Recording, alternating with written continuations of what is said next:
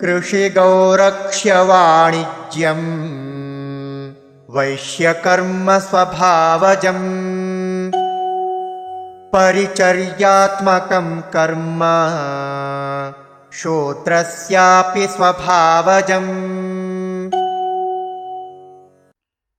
कृषि गौरक्ष्य वाणिज्यं वैश्य कर्म स्वभावजं परिचार्या आत्मकं कर्म शूद्रस्य अपि स्वभावजम्।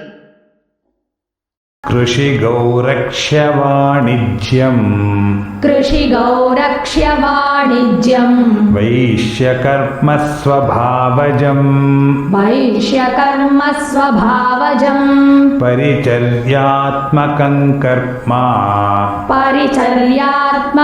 कर्म शूद्रस्यापि स्वभावजम्। कृषिगौरक्ष्यवाणिज्यं वैश्यकर्मस्वभावजम्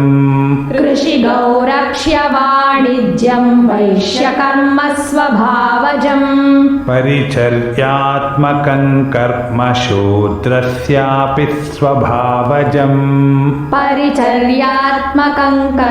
शूद्रस्यापि स्वभावजम्। कृषिगौरक्ष्यवाणिज्यं वैश्यकर्मस्वभावजम् परिचर्यात्मकं कर्म शूद्रस्यापि स्वभावजम्।